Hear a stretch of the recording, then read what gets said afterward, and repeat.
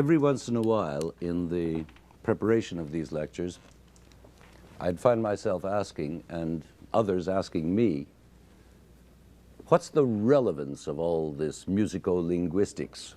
Can it lead us to an answer of Charles Ives' unanswered question, whither music? And even if it eventually can, does it matter? The world totters, governments crumble, and we are poring over musical phonology and now syntax. Isn't it a flagrant case of elitism? Well, in a way it is. Certainly not elitism of class, economic, social, or ethnic, but of curiosity, that special inquiring quality of the intelligence. And it was ever thus, but these days, the search for meaning through beauty and vice versa becomes even more important as each day mediocrity and art-mongering increasingly uglify our lives. And the day when this search for John Keats' truth-beauty ideal becomes irrelevant, then we can all shut up and go back to our caves. Meanwhile, to use that unfortunate word again, it is thoroughly relevant. And I, as a musician, feel that there has to be a way of speaking about music with intelligent but non-professional music lovers who don't know a stretto from a diminished fifth. And the best way I've found so far is by setting up a working analogy with language, since language is something everyone shares and uses and knows about. Now, last week, we went rather extensively into phonological aspects of both language and music, seeking analogies between linguistic universals and the natural musical universals that arise out of the harmonic series. You remember, I hope. Now it's time to investigate analogies from a whole new point of view, that of syntax, which is the study of the actual structures by which those basic sounds have evolved into words and words into sentences. And here's where the name of Chomsky assumes a critical importance. For Noam Chomsky, like most linguists, is not primarily interested in historical inquiry, such as monogenesis or theories of the origin of language, but rather in analytical inquiry, seeking universal rules of syntax and phonology which can apply to the 4,000 or so particular languages that exist in the world today. Now, I'm obviously in no position to present a critical analysis of Chomsky's work, nor would time permit me to, even if I were. What interests us here is not the rationalist Cartesian philosophy to which Chomsky has returned to seek his roots, but we are interested in why he returned to those roots, because it is from them that his ideas of a universal grammar have grown. In brief, he believes, along with Descartes, that there are human phenomena which cannot be explained by any purely corporeal theory, that the purely physical theories of body must be supplemented by the postulation of another substance to be called mind, for want of a better word, a substance that has the same properties of motion and extension as does the bodily substance. This, of course, is in frequent conflict with empiricist thought, as exemplified by a Locke or Berkeley, and currently by the behaviorists who demand perceived evidence at all costs. But the Cartesians insist, and say further, that the theory of corporeal body cannot account for the most obvious facts of human action, the basic properties of thought, and in particular, the normal use of human language. Amen, says Noam Chomsky, to all that. There must exist in all of us an innate language faculty, or as he calls it, a linguistic competence. Now, he starts with a simple but riveting question. How else, he asks, can we account for brand new utterances by 2.5-year-old children, grammatical sentences which they can produce without ever having heard them before? What rules enable them to do this amazingly creative thing, to say, for instance, I like the green ice cream, in whatever language, Zulu, French, or Eskimo, I like the green ice cream, a sentence which has neither been taught them, nor is an imitation of that sentence previously uttered by someone else, but is a sentence newly invented on the basis of very skimpy grammatical data gleaned from the child's immediate environment? It is an amazing question. Just think about it for a second. Now, Chomsky arrived at this concept of universal grammar by steadily refining a theory in which he postulates what he calls formal universals, that is, genetically inherited types of rules that operate on the most profound level in all languages. I believe that in seeking these rules, he was driven by a need to see the world whole, to understand the human mind rather than the American or Zulu or Eskimo or French mind. He's always stressed the importance of the latent similarities among languages rather than the patent differences among them. The differences are indeed more obvious, but they are also more superficial, whereas the similarities are more profound and at least as striking as the differences. With time, in fact, the similarities grow increasingly more striking and infinitely more exciting because they reinforce our feelings about a single united human race. And I believe it is this almost Beethovenian impulse that has impelled him through his own developments. I suppose what Chomsky's really after is a system that can describe the miracles that enable us to form intelligible verbalizations of our primal need to share what we know and feel. And what this system does is to provide us with a new way of looking at that miraculous process by which we structure even the simplest sentences. And the study of these structures is known as syntax.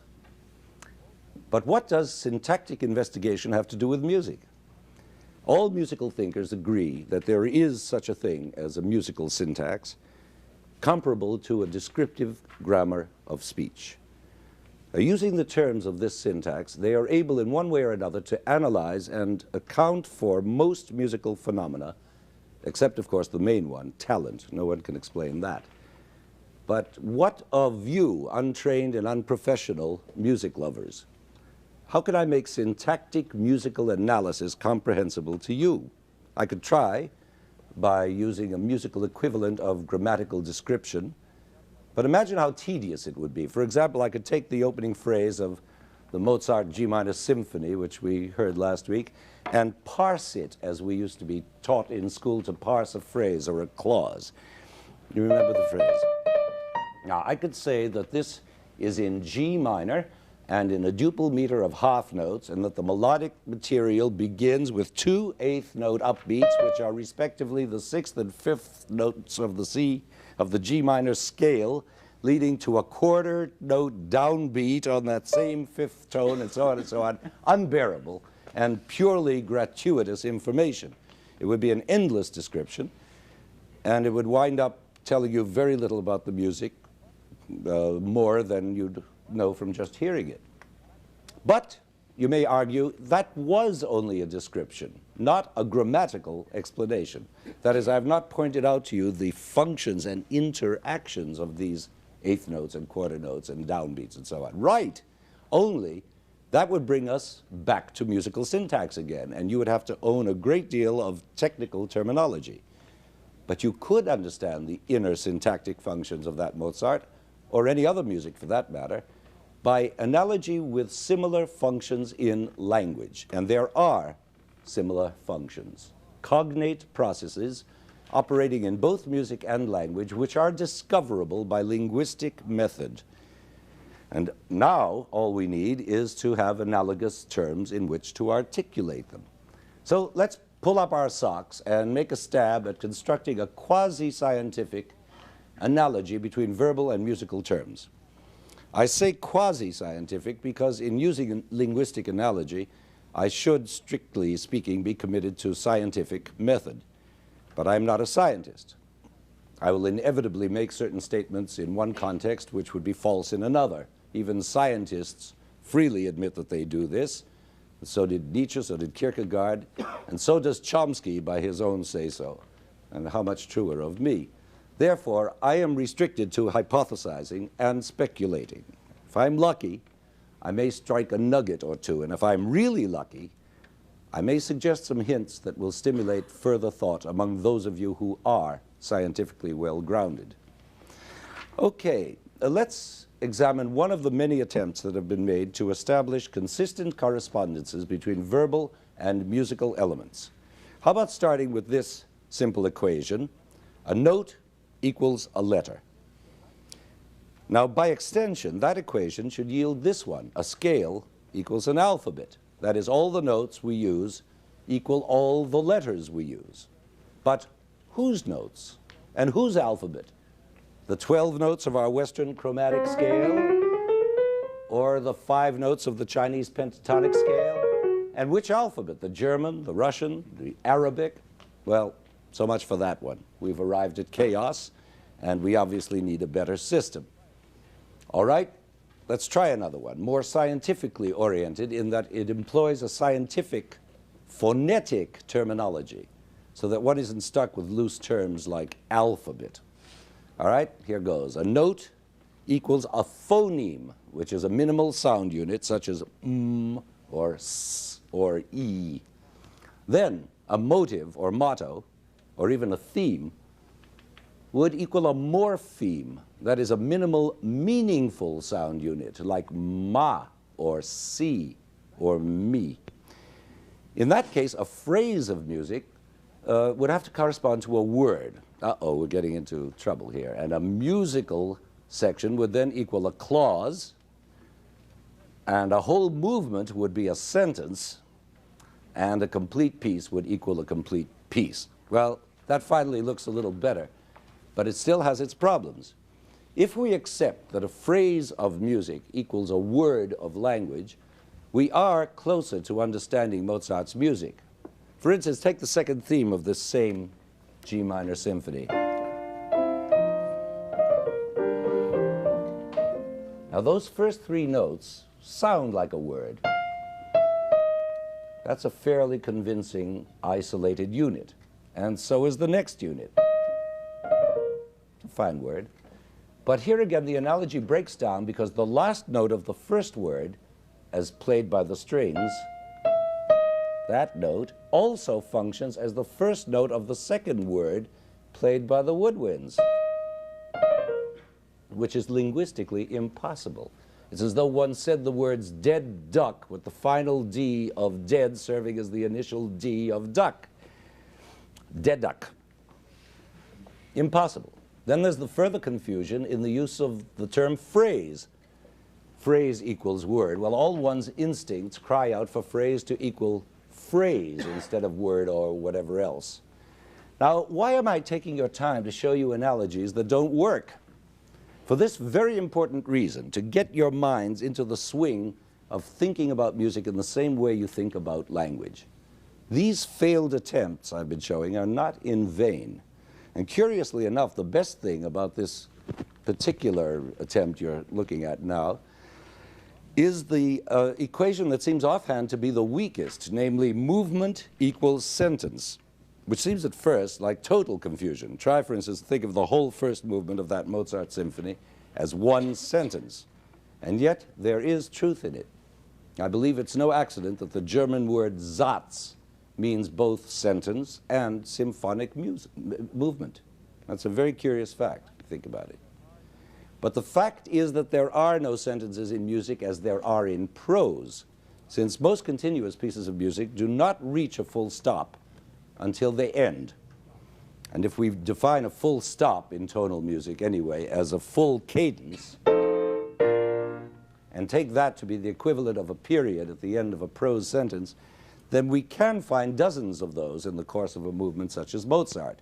But in every case, that cadence coincides with the beginning of the next episode, or sentence, so to speak.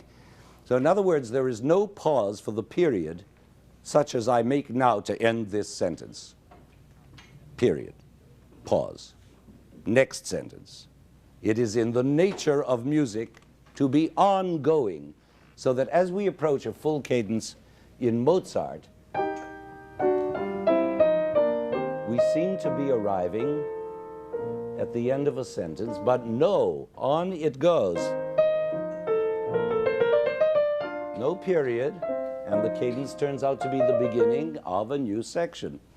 Now, I'm afraid it's dead duck time again. It's as if all music were made up of relative clauses, all interdependently linked by conjunctions and relative pronouns. And so it seems that the closest we can get to a prose sentence in music is an entire movement. Well, then, given all this terminological chaos, what interdisciplinary terms can we use without cheating? I think there are some equations that will stand the test. For one, we can confidently equate a musical motive or motto with a grammatical substantive or noun phrase, as they say in linguistics. For example, the fate motive in Wagner's Ring operas. I'm sure you're all familiar with this fate motive. Now, those three melodic notes are like three letters or phonemes or morphemes, whichever you prefer, that make up a word which is a noun, a substantive, a self-naming entity. I don't mean that it names fate either. It's a musical noun all by itself, no matter what it stands for in the opera. And that Wagner intended it to signify fate is the sort of semantic consideration we'll go into in our next lecture. And secondly, we can equate a chord, a harmonic entity, with a grammatical modifier, such as an adjective, because obviously the chord modifies by descriptive coloration the noun to which it's attached. So those three notes of Wagner's fate motive acquire a specific added meaning because of the chords that modify them. For instance, cruel fate, or kind fate, or tricky fate. You get the point. I think it follows that if we can identify musical analogs of nouns and adjectives, we can do the same with verbs. The analog here being obviously with rhythm, with material which activates or motorizes the substantive, just as a verb does. Here is, for example, the same Wagner motive activated by rhythm.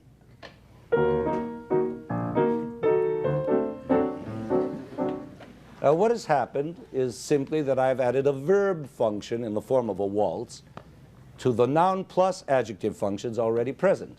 It's as though I'd made a musical equivalent of the sentence, cruel fate waltzes.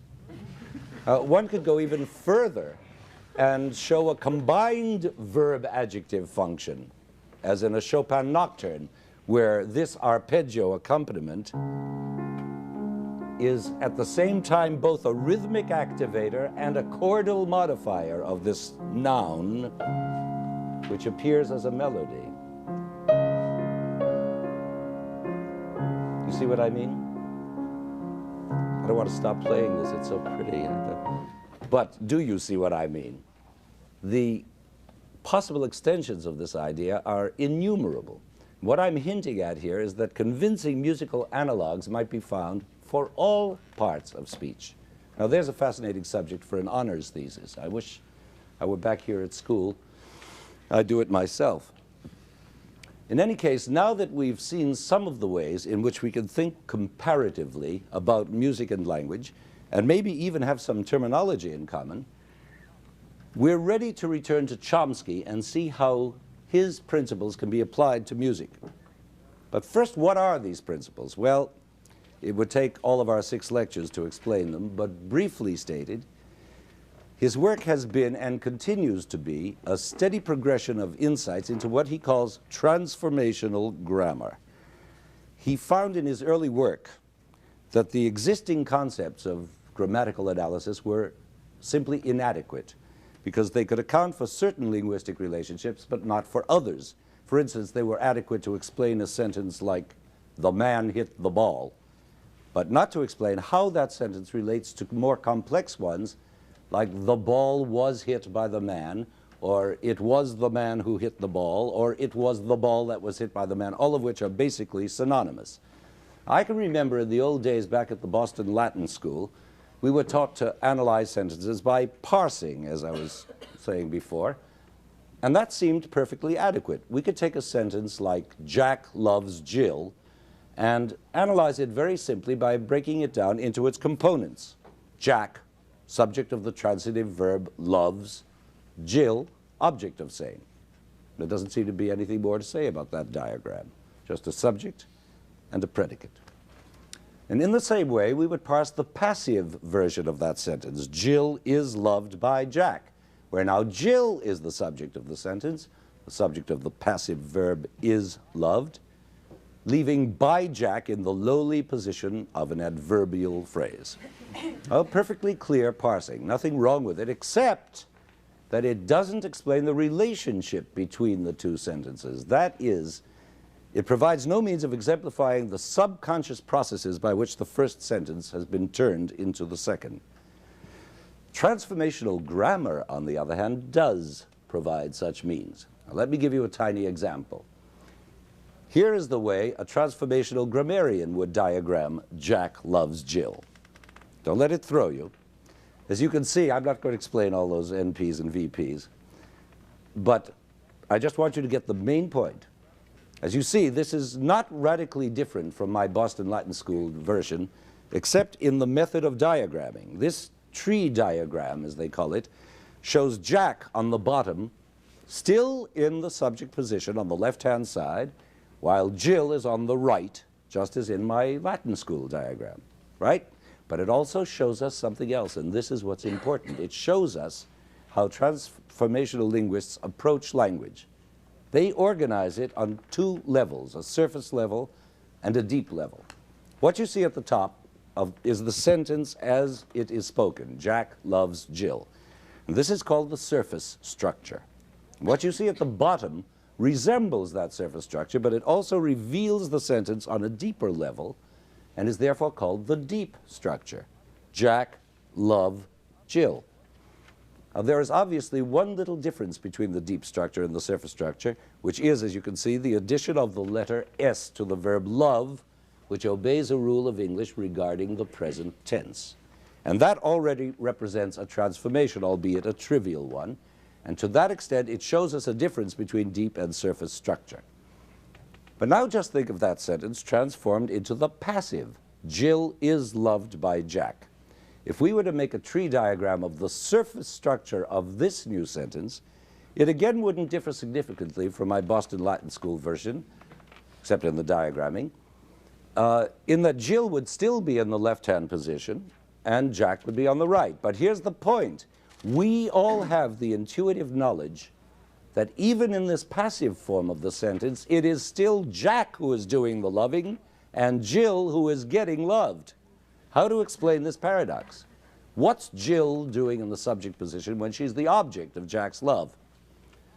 The transformational linguist explains it by this deep structure diagram, which captures our intuitions about the real meaning of that sentence. And what do we find at the bottom of this diagram? The deep structure. Jack, love, Jill. Same as the other one. Triumph. Now, since this is not a linguistics class, I've tried to avoid the jargon and the complex diagrams which are essential to a real explanation of the transformational process. That is, the process by which the deep structure is converted into the surface structure. But the main thing is that we can now see two utterly different sentences, active and passive, and realize that they both have exactly the same deep structure. Jack, love, Jill, in both cases. Only the sentence on the right has undergone a passive transformation. You see that big word passive there in the right-hand diagram? That is the transformation. Transformation, that's the key word. What exactly is a transformation? Okay, Chomsky says, look, here are two sentences that are obviously related, in fact, mean the same thing, but have completely different structures. How do we get from one to the other? Obviously, one has been transformed into the other, the active into the passive. And that power to transform, he says, is a genetic endowment we all share. If it weren't, and had to be learned laboriously over the years, how come any child can do it in any language? A child is born, let's say, with the capacity to learn sentences, right? Let's say he learns three basic ones. The man hit the ball, I like green ice cream, and Chomsky loves Skinner. That won't get him very far. But what does get him far is his equally innate capacity to learn certain types of rules that will transform those sentences into exponentially greater numbers of them. These rule types are called transformations, and they are the combustion engines of language. Take the passive transformation, for instance. Once the child grabs that very early on, he can already say that the ball was hit by the man. Then, once he learns the negative transformation, he can say, the ball was not hit by the man, and I don't like green ice cream, to say nothing of the man did not hit the ball, and green ice cream is not liked by me. Then once he learns the interrogative transformation, he can say, wasn't the ball hit by the man, and doesn't Skinner like green ice cream, and am I loved by Chomsky? It's a breathtaking explosion. The sentences multiply like rabbits. Does Skinner like to hit Chomsky? Doesn't the green ball love ice cream? I'm going mad, but only out of excitement. And what excites me is that the transformational process is a creative one, which is responsible for all the varieties of natural human speech, from a child's sentence to the most intricate word patterns of Henry James. And that process is made clear to us by this incredible invention called transformational grammar, through which we can see how the tiniest basic concepts or units of information buried in the depths of the mind are selected, combined, connected, and refined, and make their way up through the neural net to a mental surface where they are expressible. And so in a larger sense, transformational grammar can provide us with a model of how we think, not only in developing speech formations, but in all kinds of creative expression. And I guess that's what I meant in my last lecture by saying that this Chomskyan area of investigation might eventually enlighten us on the nature of mind itself. Well, it hasn't brought us there quite yet, but you can see why this theoretical system Chomsky has evolved over the last decade or two has been called revolutionary, and at the very least a breakthrough. It's a breakthrough for us anyway, because for our purposes it offers at last both terminology and procedures that are directly applicable to music. Now, even with the tiny amount of linguistic knowledge we've acquired, I think we're ready for the experiment of making musical analogies with a whole prose sentence, not just a word. Any simple sentence will do. For instance, Harvard beat Yale, with all the possible transformations. Harvard did not beat Yale. Did Harvard beat Yale? Didn't Harvard beat Yale? Will Harvard beat Yale? So, and I think we'd do better if we stick with Jack and Jill so as to avoid emotional involvement. These names, you see, are merely linguistic symbols, not unlike X and Y in algebra. So Jack and Jill will do as well as any. Okay, we've got our sentence. Jack loves Jill.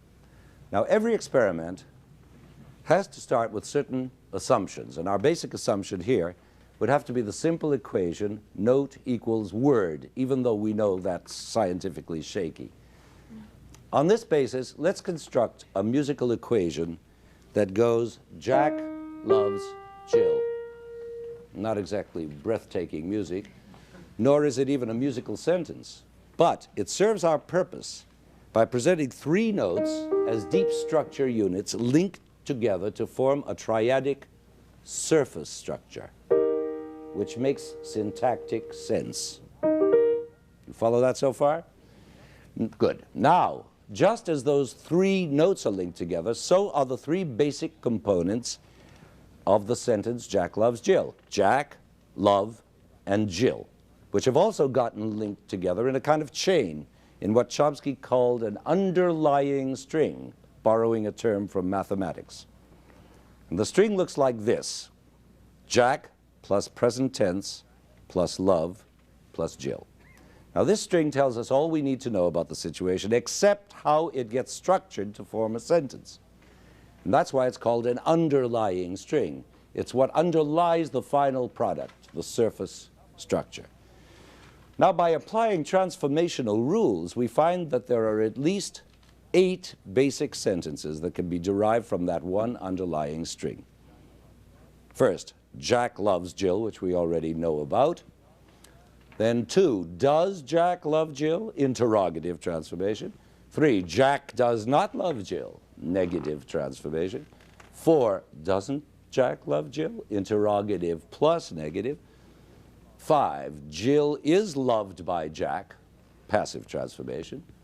6, is Jill loved by Jack? Passive plus interrogative. 7, Jill is not loved by Jack. Passive plus negative. And finally, isn't Jill loved by Jack? Passive plus negative plus interrogative transformations. Now that's a mouthful, but I'm sure you see the basic point that all these 8 sentences represent surface structures as distinct from, but deriving from, the same deep structure. Now let's go back to our 3 little notes, this triad, and see if similar musical transformations can yield us musical equivalents. For example, the interrogative transformation, does Jack love Jill? How do we turn that triad into a question? Well, one possible way would be to use our modifier principle, that is, chord equals adjective, you remember, which will provide the Jill note with an adjectival chord that is questioning and unresolved. And that would give us Jack loves Jill, maybe. Or Jack loves Jill. Or Jack loves Jill, I wonder. In any case, that irresolute last chord functions as a question mark, changing a declarative sentence into an interrogative one. Does Jack love Jill? Question mark. Okay, now what about the negative transformation? That's easy. Syntactic change of the love note from the major third to the minor third, thus plunging the whole triadic structure into the minor mode and yielding the sad sentence, Jack doesn't love Jill. And to make the combined transformation of negative plus interrogative, we simply combine the 2 musical transformations, and it comes out, doesn't Jack love Jill? Question mark. And so we could go on with similar triadic variants through all 8 derivations, but I'm sure you get the point. Now we're ready to take our next baby step into a slightly more complex sentence. Let's forget Jack and Jill for a while and turn to Harry and John, 2 favorite characters of the Chomskyan school. He's got pages covered with Harry and John. Here's a Chomsky classic. Harry persuaded John to take up golf. Isn't that beautiful? Now, this little sentence has a massive deep structure, which I won't go into, except to point out that among the possible underlying strings involving persuasion and taking up golf are other implied substructures, such as I say to you, there is a man named Harry, there is a man named John. All of those are subsumed. Plus other implications based on the notions that Harry likes John and also likes golf, but John doesn't like golf, and that if he did like golf, Harry could be seeing a great deal more of him, especially on Sundays, which is when golf is usually played, which is why Harry is persuaded in the first place, and so on. Now, the point of all this is that the final surface structure arrived at, namely that sentence, Harry persuaded John to take up golf, is the result of many transformations, not the least of which is the deletion of all those other implications. I press this point a bit too hard, perhaps, but only because I want to emphasize this principle of deletion, a key word in our inquiry, as you will see when we apply it to music. Deletion is probably the most striking transformational process in all language. For instance, that same sentence actually consists of 2 structural segments. Harry persuaded John, and John to take up golf. That second string must be written as it is, since it tells us who is to take up golf. Not Harry, but John.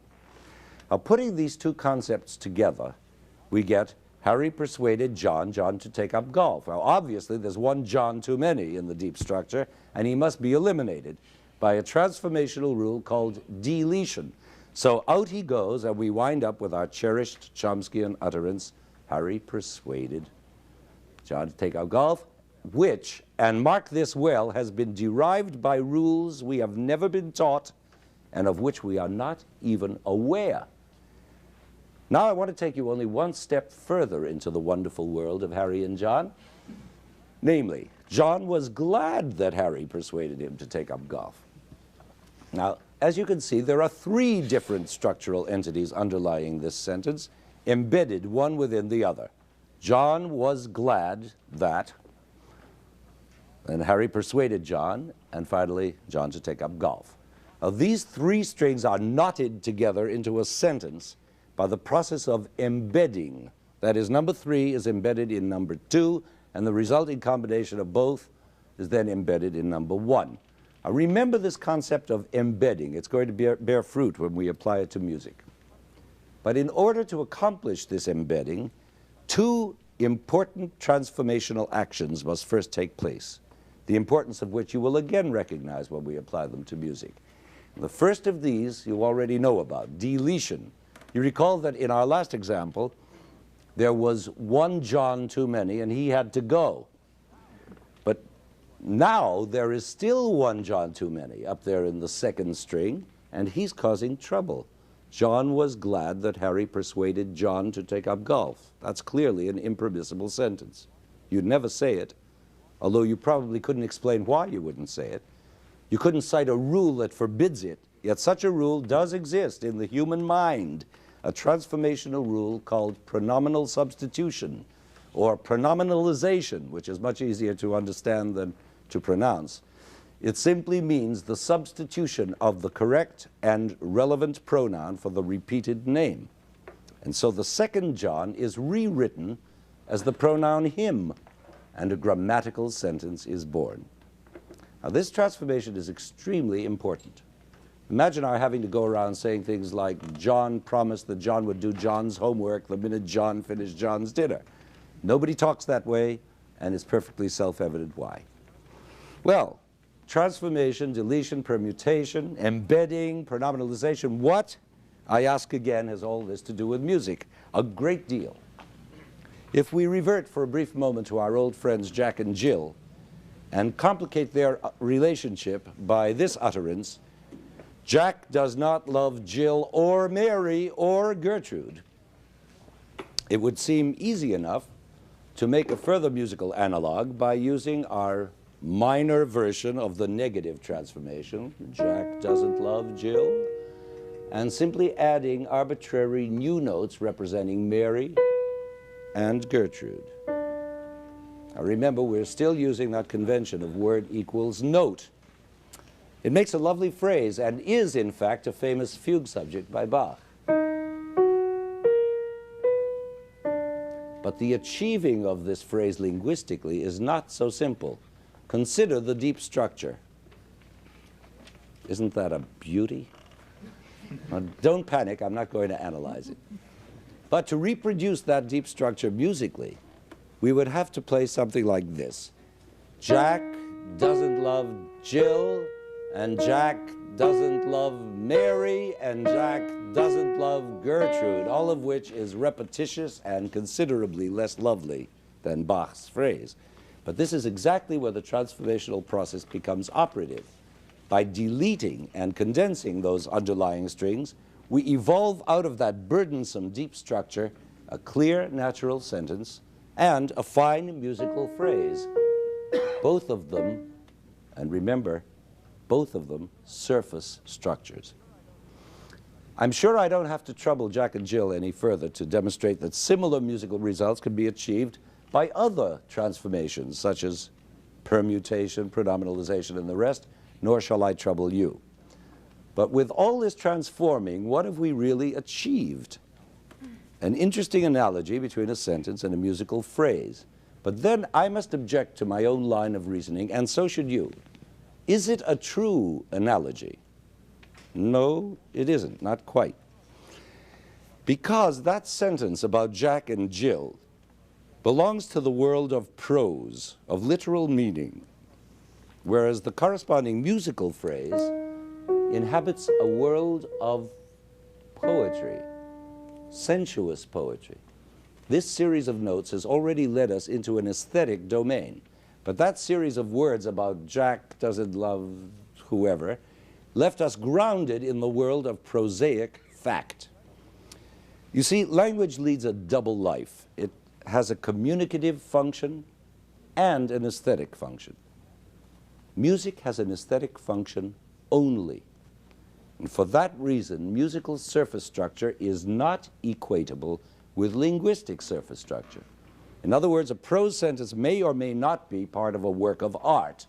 Call Me Ishmael is part of a work of art. But it doesn't have to be.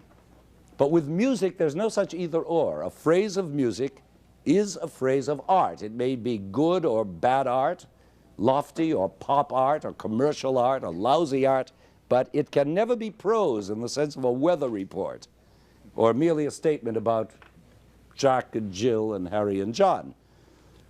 To put it as clearly as possible, there is no musical equivalent for the sentence I am now speaking. Language must therefore reach even higher than its linguistic surface structure or prose sentence to find the true equivalent of musical surface structure, and that equivalent must, of course, be poetry. I hope I've made that point clearly, because everything from here on depends on it. And here I go with another intrepid hypothesis.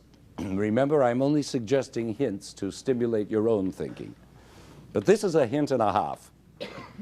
Isn't it just possible that by reapplying those same transformational rules of deletion, permutation, and so on, to a linguistic surface structure or sentence, we can transform it into a new supersurface, an aesthetic surface, namely poetry. And once we have established this aesthetic surface structure above and beyond the prose Chomskyan surface, then we can have a true parallel with music, poetry.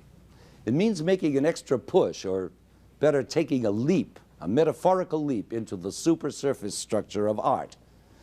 Supersurface structure. Talk about the traps of terminology. Let's see if I can say it differently, avoiding the trap. We are speaking of surface structures, musical and verbal. They are unlike for the following reason. A verbal surface structure or prose sentence can be converted into verbal art by certain transformational processes, whereas musical surface structure already is musical art, has already been converted by those same processes. But converted from what? From musical prose? What is musical prose? Is there such a thing? Well, I've asked myself that question for a long time, and I have a short answer. Does the name Hanon mean anything to you? Hanon was the author, if you can call it that, of those horrible, endless five-finger piano exercises we all had to practice when we were very young. And on and on. Now, that is some kind of musical prose, I guess.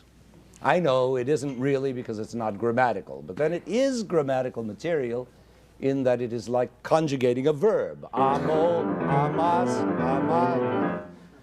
Yes, but that's not a sentence. You say, but it is an underlying string, or a string of strings. Well, that's exactly it. Musical prose, if it can be described at all, is underlying elements combined into strings, raw material waiting to be transformed into art. I suppose I could make a kind of sentence out of those Hanon strings by applying one transformational rule, permutation, to give us a cadence. It would be something like this.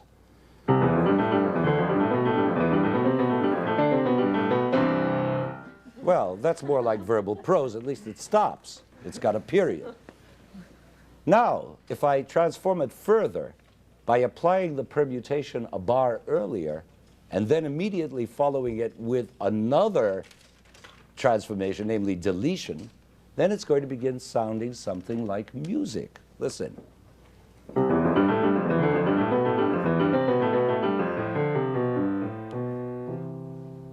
That's almost poetry, isn't it? You can see that going on like this, the more those strings are transformed, the less prosy they become, and the closer they arrive at a poetic surface structure. I became so fascinated by this idea that I even began to write a fugue on this material using all sorts of transformational devices just to prove to myself that Hanon can be beautiful. Let's see if I can play this thing.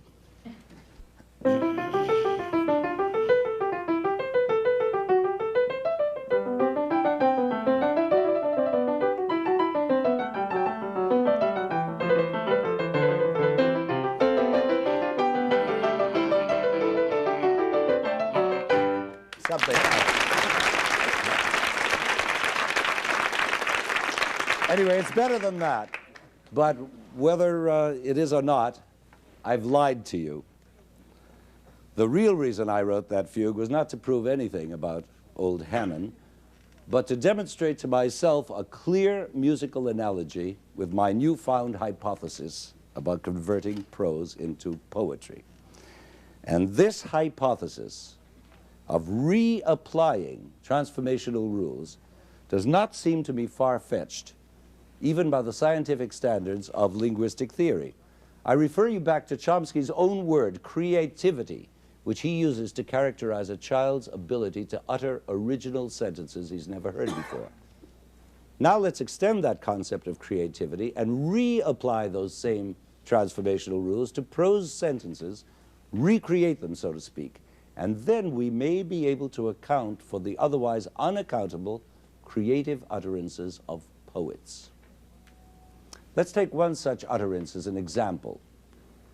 For instance, the formidable opening line of that Shakespeare sonnet, "Tired with all these, for restful death I cry."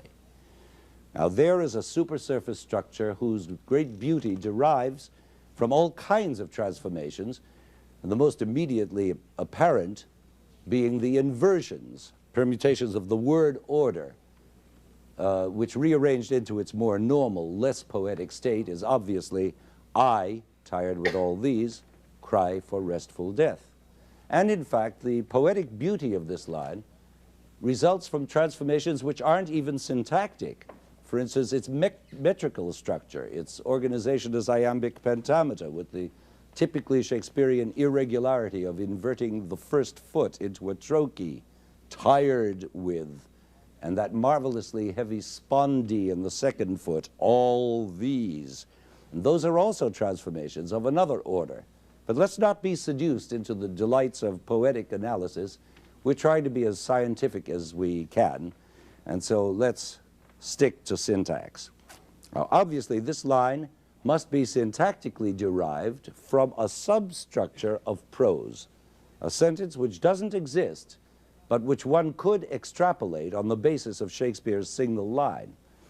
Let me try. It would come out something like this. I am tired of life, so many aspects of life that I would like to die. In fact, I cry for death, because death is restful and would bring me release from all of life's woes and injustices, which I shall now enumerate, period.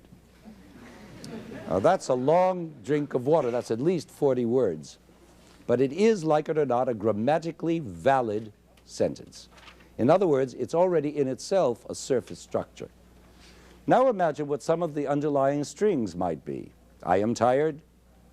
Many things tire me. I am crying. I long for death. Death is restful. Death would end my tiredness, and so on.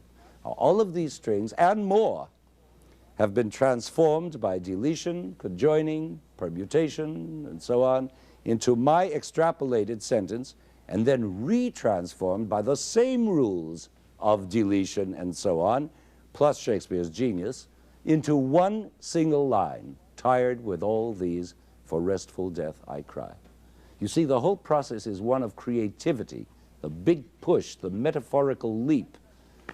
We might try to visualize this process by a chart, a sort of ladder of ascending hierarchy, at the bottom of which lie A, all those basic elements, units of information, including everything from a morpheme to a word. Now, certain of these elements are then chosen by the creative will to express a concept, and out of these arise B, deep structure, those underlying strings we know so well, which by transformational rules generate C, a surface structure such as a prose sentence. And then finally, taking the metaphorical leap by reapplying transformational rules, we attain D, our aesthetic surface or poetic utterance. Now let's juxtapose a musical ladder chart and see how the two match up. Way down deep lie A, the musical elements to be chosen by the creative will, such as pitches, tonalities, with the scales and chords peculiar to them, meter with all its motoric implications, tempo, all the rest. And out of these arise B, certain combinations, melodic motives and phrases, chordal progressions, rhythmic figures, and so on. These are the underlying strings. This still matches the language chart, if you see. These are the underlying strings which can be manipulated by transformations such as repositioning and permutation into C, a kind of musical prose, whatever that is. And here is where our charts don't quite match, since, as you can see, the prose sentence in language is a surface structure, whereas musical prose can be construed only as deep structure. But we've been expecting this disparity, haven't we? We already know that music can't be prose.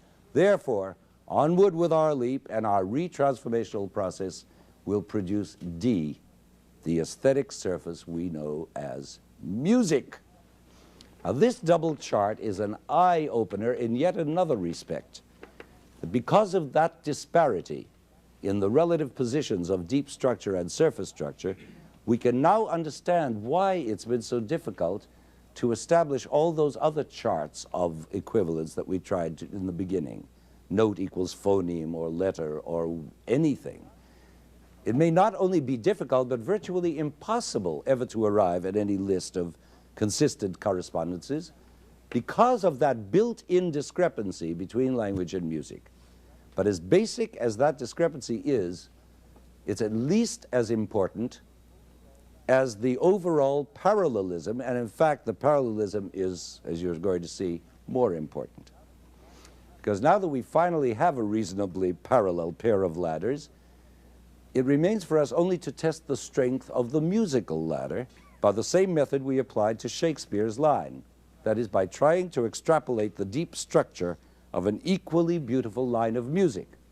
Our victim this time is going to be Mozart, and the equivalent musical line will be the opening statement of his G minor symphony, the same one we heard last week. But first, I think we're due for a breather. At least I am. And we've been concentrating hard on difficult material for almost an hour, and I think a short break will refresh us for our attack on Mozart. And we'll resume in a moment.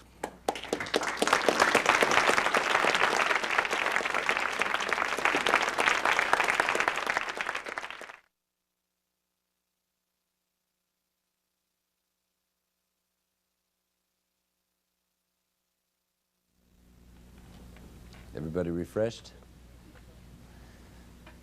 Mozart's G minor symphony is such a revered treasure of our heritage that it seems almost sacrilegious to lay linguistic hands on it. But if we are to understand the nature of its deep structure, even one aspect of it, some sort of extrapolation is necessary, similar to the prosy substructure that we found beneath Shakespeare's line.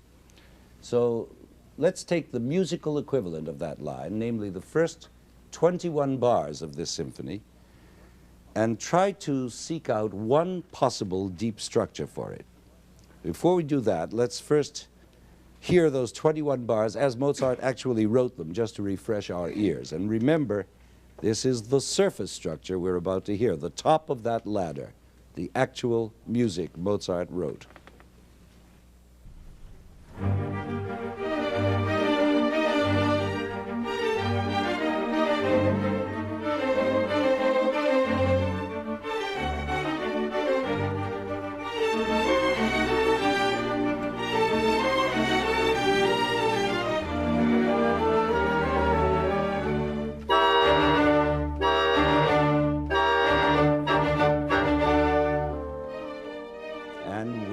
back home again in our principal theme. Now our job is to invent or discover a deep structure out of which that marvelous surface structure has been generated. According to our hierarchical chart, this deep structure must result from a chain of possible and desirable elements, combinations of elements which are chosen from that mass of basic materials at the bottom of the ladder, the key of G minor, for example, with all its constituent factors of scale, its tonic, its dominant, related triads, and its relative major, and all the rest. Now, this choice of G minor automatically presents certain notes as consonant and other notes as dissonant, so that certain relationships of tension and resolution are already implicit in the choice. What's more, the choice of G minor brings with it that inevitable association we tend to have with a minor key, something like melancholy or uneasiness, dark colors, introspection. But that much discussed subject is really a semantic consideration, and we'll go into that sad, glad, minor, major syndrome in our next lecture. Now, going on with our basic chosen elements, there is also the choice of duple meter, 2 beats to a bar, alla breve as it's called, which sets up such absolutes as upbeats and downbeats, strong beats and weak beats. Then there's the tempo, allegro molto, plus other choices such as the orchestral medium of wind and string instruments, the datum of sonata form, stylistic features of the late 18th century, and so on. Now, out of all these choices will arise B, the melodic, harmonic, and rhythmic combinations which constitute the underlying strings, so-called, the specific entities that are to be recombined into the deep structure of those first 21 bars. Now, here are a few of them. The motor rhythm of the accompaniment, which is based on the alternation of a minor third interval with its inversion, the major sixth. And not only do those two intervals alternate, but each one is repeated before alternating. Now, that introductory accompaniment, or vamp, as they say, is not only a rhythmic motor, or verb, if you remember, but also a harmonic modifier, or adjective, if you remember, which sets up the key of G minor by outlining its tonic triad, giving us the tonic and the third, but conspicuously omitting the fifth, which, when it does appear later in the melody, will complete the triad. So we find that this motor is both a verb and an adjective, a kind of participle, which is both a rhythmic activator and a chordal modifier. Now, over this participial vamp comes the noun, the initial seed of the main melodic string. And what is it made of? 2 notes, E flat and D, with the D repeated. So obviously the D is the principal constituent of the 3-note figure due to the emphasis on it by repetition, to say nothing of its prominent position on the downbeat. If you remember, I was doing something like this about an hour ago. We called it parsing then, and you remember how fruitless it seemed. But what I'm doing now must be fruitful because we have a syntactic background against which to view it. Just look. Now, what does this 3-note design mean syntactically? Simply that the D, the main constituent, is the 5th degree of that G minor scale, that very note we were missing in the almost triad of the vamp. So that D completes the triad, but more than that, it appears as a resolution of the non-triadic note E flat, a relatively dissonant note, which carries a weight and tension that must be resolved to the consonant note D. Now, that non-consonant E flat is called in the trade an appoggiatura, a leaning tone, leaning on its consequent resolution. And in the stylistic terms of Mozart's period, such a dissonant note must be relieved. I'm trying as hard as I can to use words like weight and tension in the most precise syntactic way avoiding any connotations of feeling or emotion. I am trying, but believe me, it's not easy. Anyway, to continue this syntactic chain, Mozart takes his initial three-note unit, repeats it twice, and concludes his chain with an upward leap of a sixth. And there is the first phrase of his melody. You can see that at this rate of analysis, it would take us hours to get through all the syntactic factors and structures operating in even these 21 bars. But you could also see, I hope, what some of these syntactic elements are like.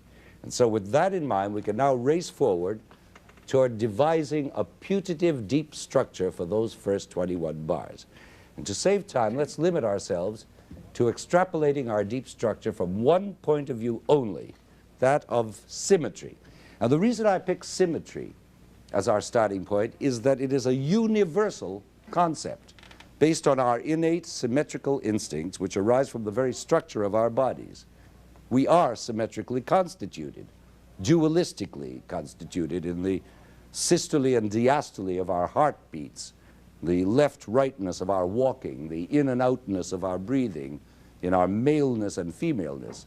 This dualism invades our whole life on all levels, in our actions, preparation, attack, tension, release, all those, and in our thinking, good and evil, yin and yang, lingam and yoni, progress and reaction.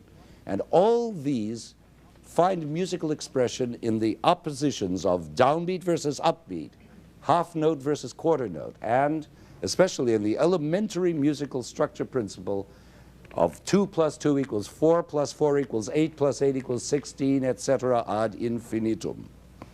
And that's why the clue to our deep structure project is to be found in the highly symmetrical formation of Mozart's main theme. Now, this theme begins with the chain we've already discovered. And this phrase, which is 2 bars long, is immediately countered or answered or mirrored, if you will, by a complementary 2-bar phrase, thus producing a symmetrical 4-bar structure. But this double phrase is clearly incomplete, and so we find it followed by its counterpart, another 4-bar phrase, which is reducible to a similar pair of 2-bar phrases.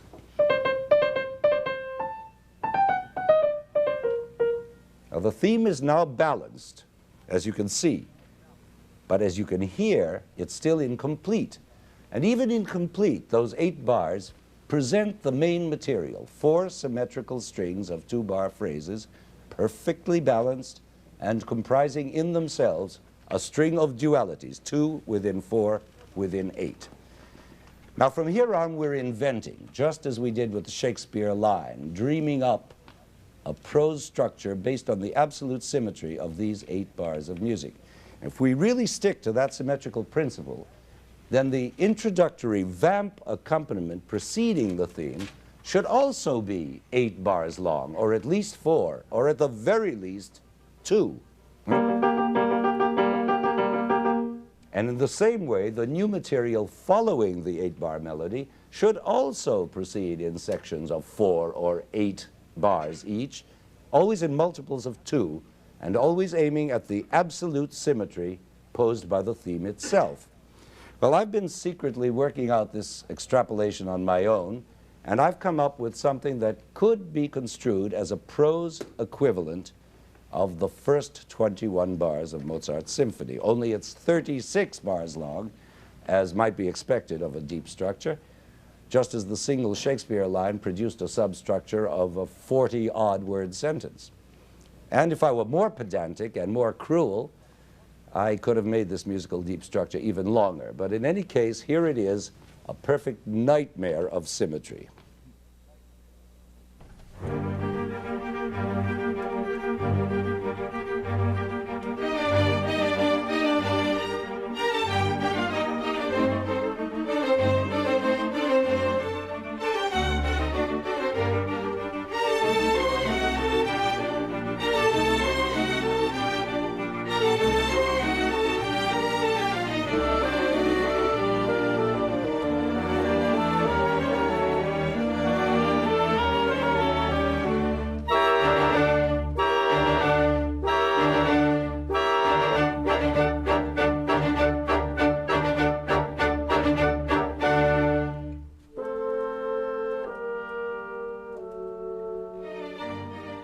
once again, we're back to our principal theme. But what a drag it's been to get there. So much academicism, so many unnecessary schoolboy repeats, and such a lack of deletion. That's really a piece by a bad composer. It's just stalling for time, the way people do while they're trying to think of an answer to a question. How old is Mildred? Mildred must be, Mildred is 69. Of course, my musical repeats were made purely in the name of symmetry. But symmetry is not necessarily balance. That's a precept we learned long ago, and it's worth saying again.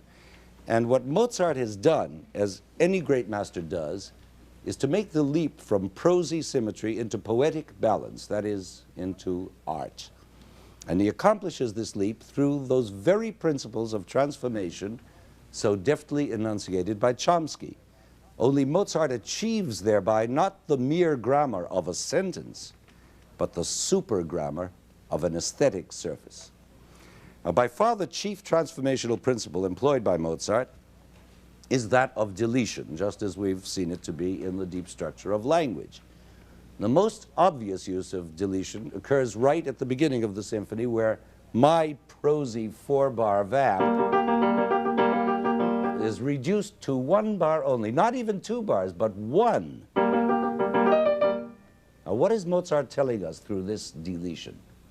2 things. First, that we are not to expect constant duple symmetry throughout this movement, exact repetition, as conventional procedures might lead us to expect. And secondly, and far more important, that the bar in which the melodic material does appear, bar 2, is not automatically a strong bar, as the first bar of a melody is usually expected to be, but a weak bar. That is, it functions as an upbeat bar. Upbeat bar. What's an upbeat bar? Well, for instance, you know that little Beethoven piece all the kids have to learn? Für Elise. Now, that's a perfect example of a weak bar used in the sense of an upbeat. You notice how clearly the strong bar is indicated by the entrance of the accompaniment in the bass.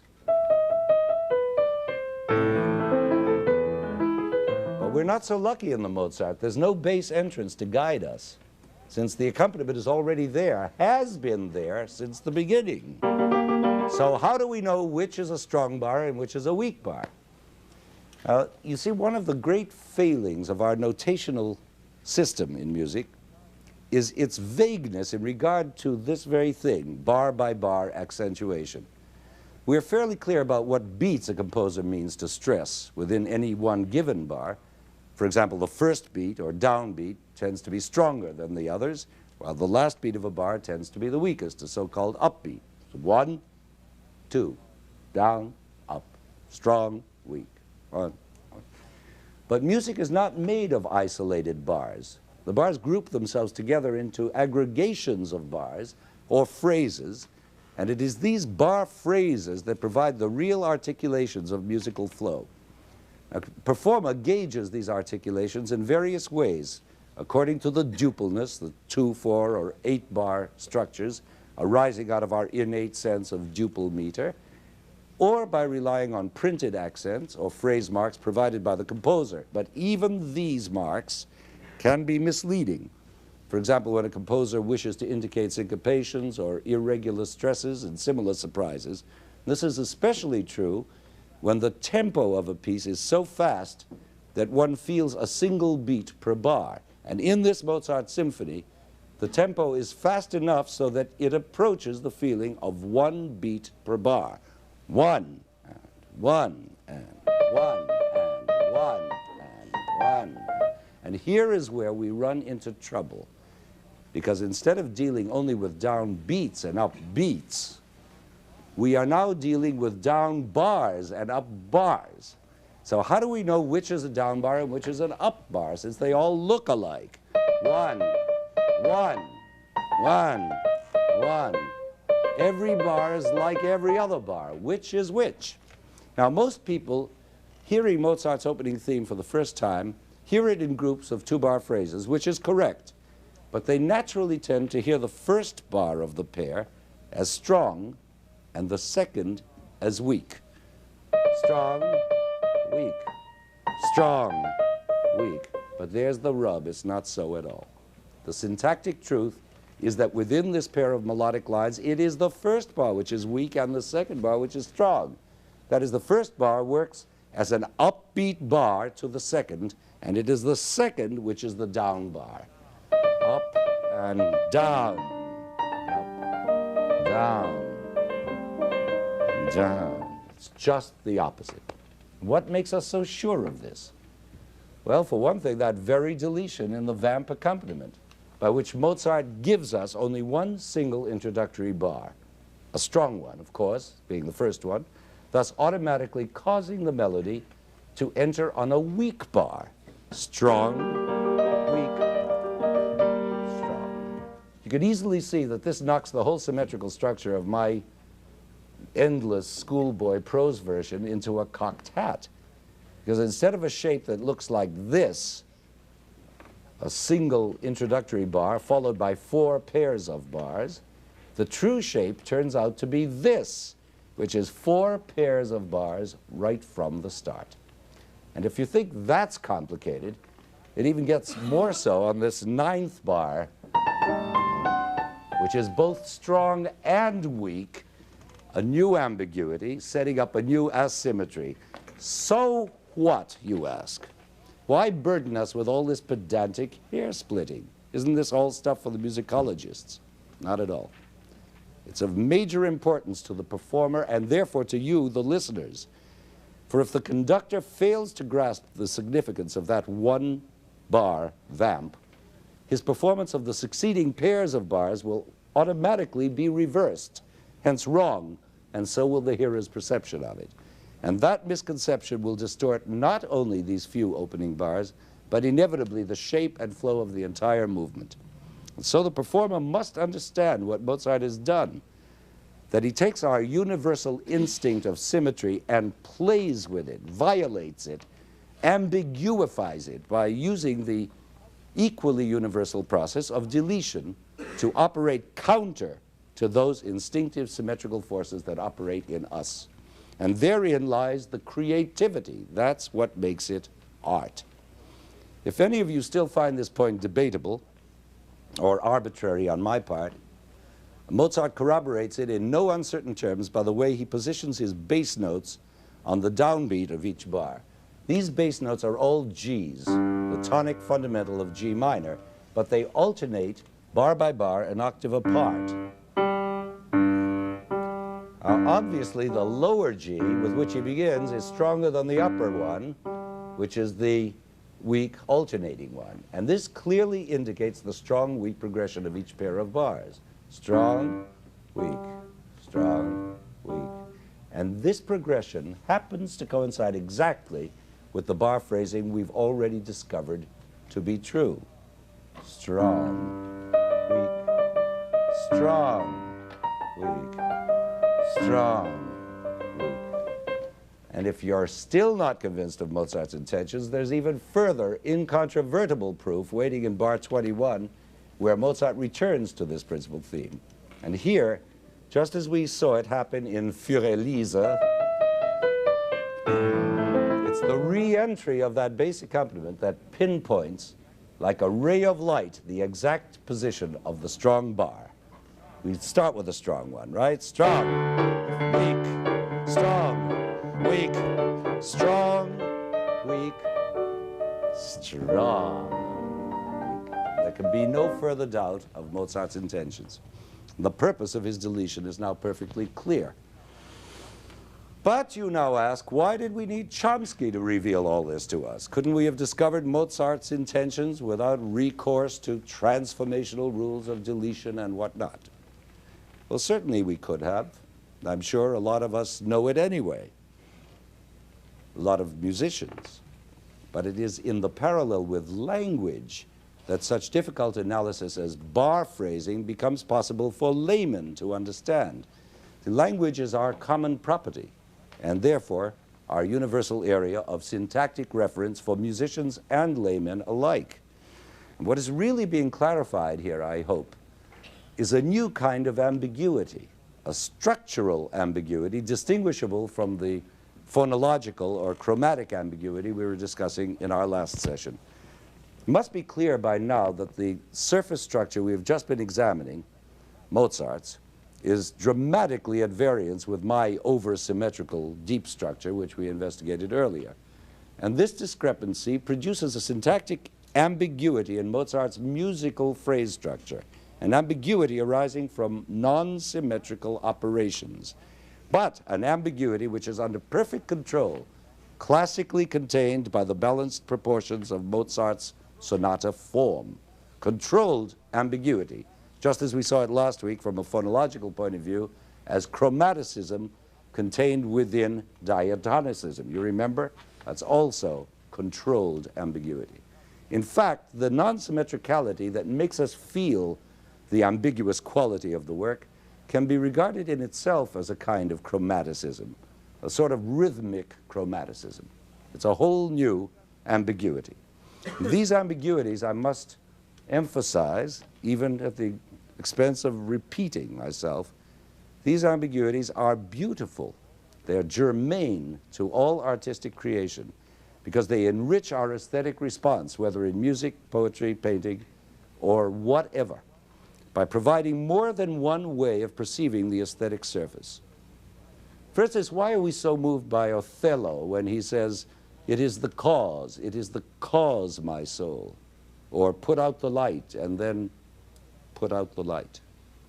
Ambiguities, which you've all debated in your Shakespeare courses. And why is the Mona Lisa the world's most famous painting? I don't have to tell you. But there is one form of ambiguity that only music can offer us, and that is contrapuntal syntax. Now, don't be put off by this grand-sounding term. I mean by it simply the miracle of being able to perceive simultaneously two different syntactic versions of the same idea. Now, this miracle is made possible by counterpoint, which is the interweaving of two or more melodic lines, or musical strings, as the linguists might say, and hence the term contrapuntal syntax. For instance, in this same first movement of Mozart's symphony, he's developing the initial motive of his principal theme. He's developing it by transposing it to a new key, isolating it and repeating it, and then tossing it back and forth between clarinet and bassoon. Now, that's one syntactic form of the motive. But at the very same time, in those same few bars, there is another form of the same motive being tossed back and forth between high strings and low strings. Now, listen to this.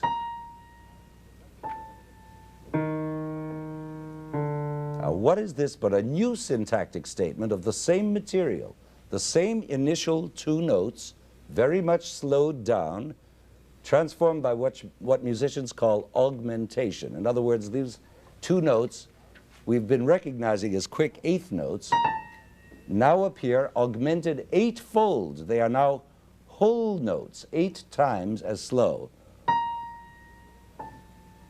Now, this is a syntactic transformation in the true Chomskyan sense, a structural permutation.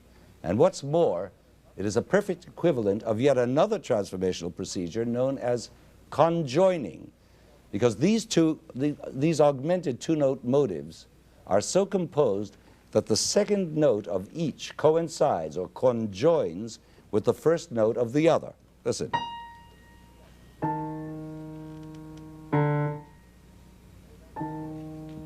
You hear that conjoining? And even that's not all. In between those conjoined high and low strings are embedded the woodwind figurations we heard before. And that's a perfect example of the embedding process. Remember embedding? So all these syntactic transformations of the same material are happening together.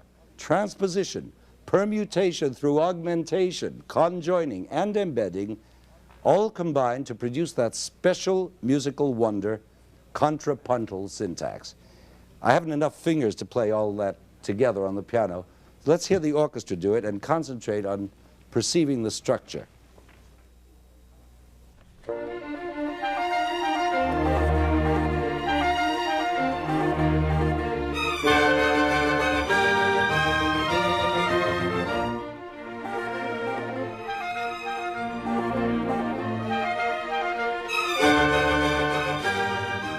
I hope you heard it all.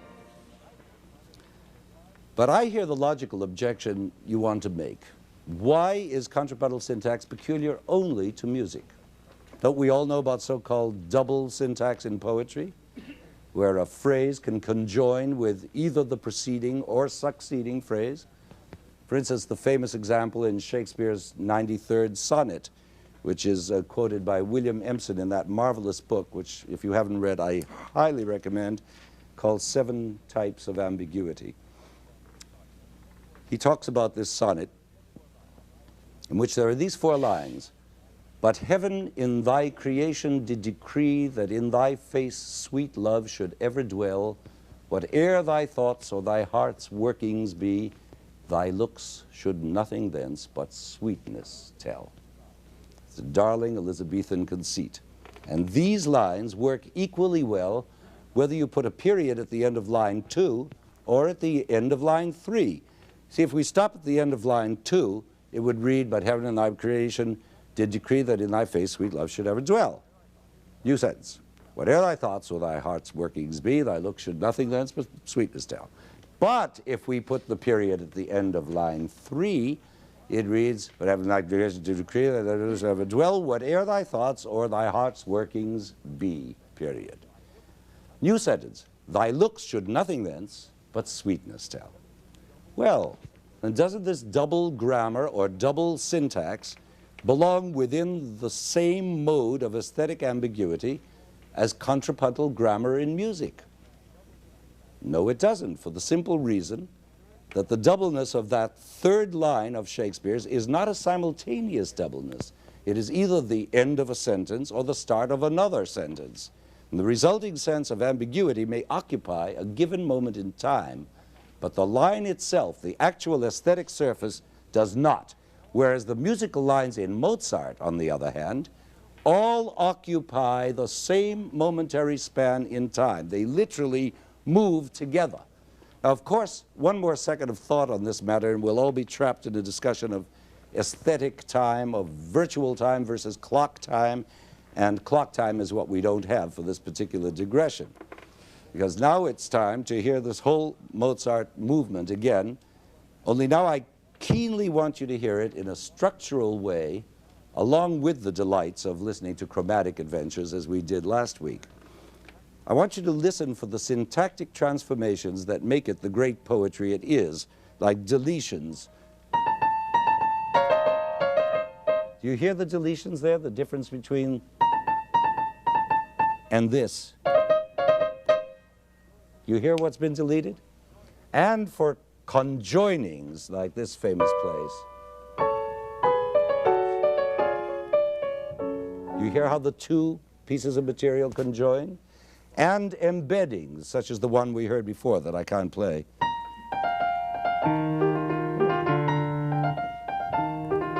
Oh, I can play it. Sort of. And anyway, if these aren't enough for the eagerest beavers among you, you can also hear examples of linguistic repositioning, where the 3-note motive is transformed by inversion. That is, just turned upside down. A clear example of permutation.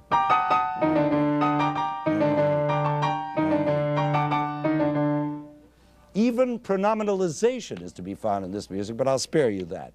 Anyone who really wants to investigate Mozart's use of pronominalization may consult the score, bars 114 and 115 of the 1st movement, or else write me a letter. I'll be happy to explain.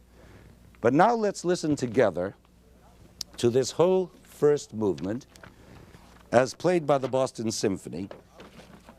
And I'll keep reminding you from time to time what to listen for.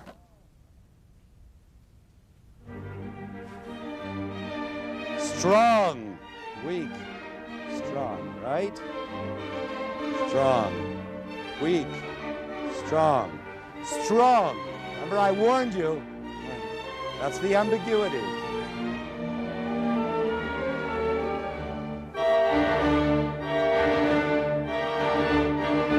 Strong, weak, strong.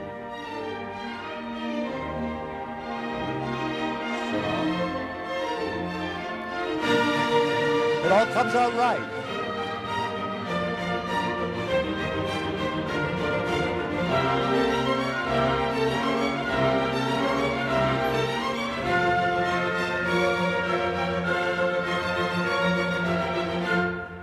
Dead Duck coming up.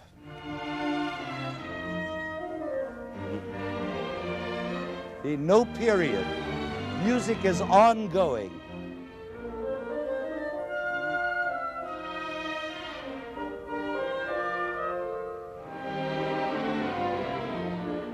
Ongoing. Side slipping on skis. Remember from last week? We're back home.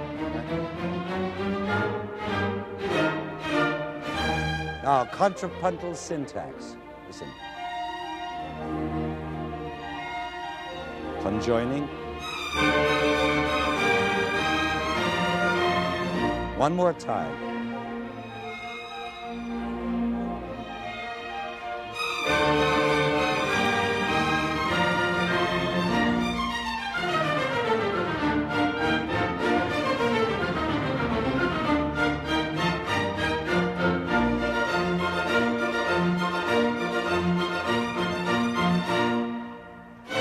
Now listen to the whole exposition again with no comments from me. See if you can remember.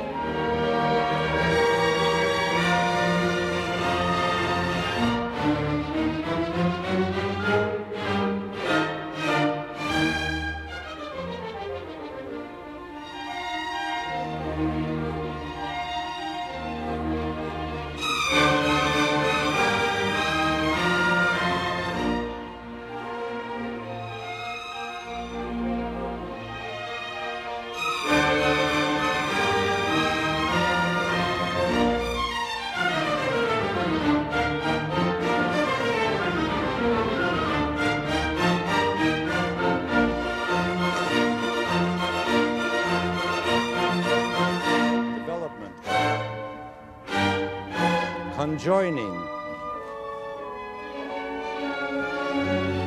See how the two things cross?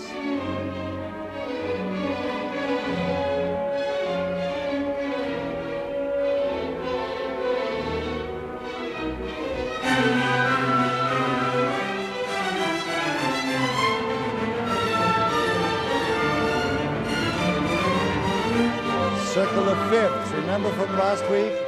Going through the whole circle of fifths.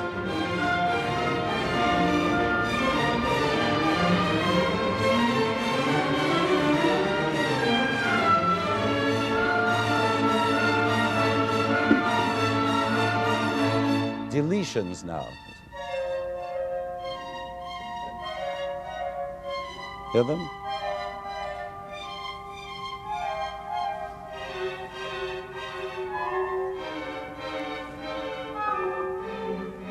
Now inversions.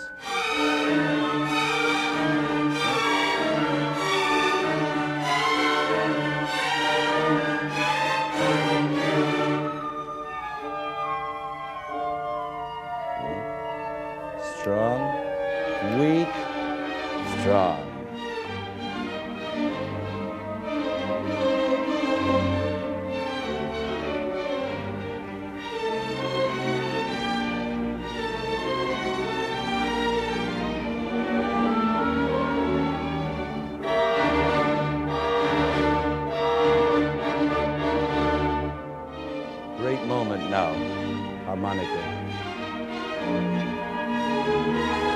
marvelous?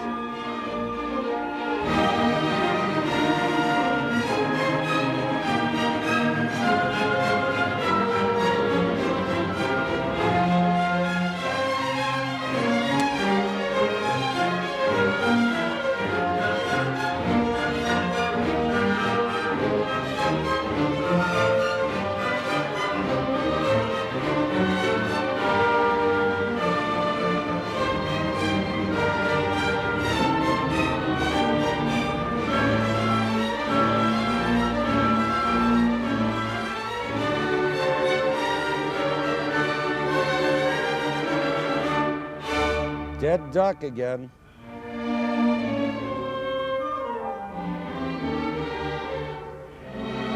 No period, again, ongoing music.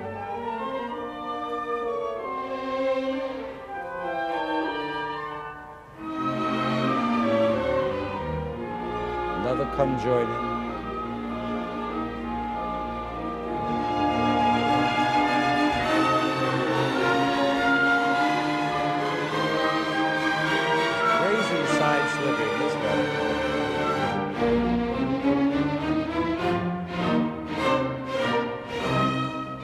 Contrapuntal syntax, last chance to hear it.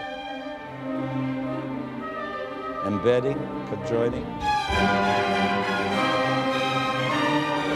Really your last chance now. Embedding, conjoining.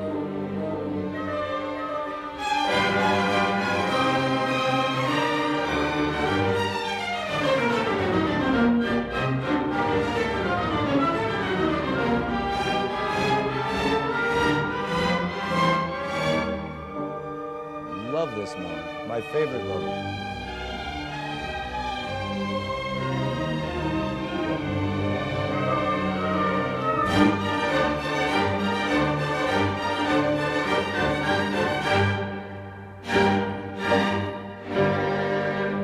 Period. And that was all one single sentence of music. That's the first period. And what a sentence. God. Satz. Ein Satz.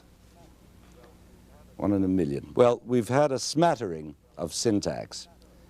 And even so, I think I've gone more deeply into musical structure than I've ever dared to before with a lay audience. But that's the lure of this university. One is always tempted by the standard of intelligence to try a little more than one would ordinarily. It has something to do with those inquiring minds I spoke about earlier. And I believe these minds can take it. Last week, phonology.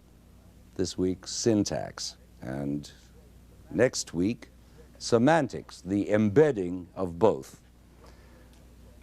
And so there remains nothing but for me to thank you for listening so intelligently. And until next time, bye-bye.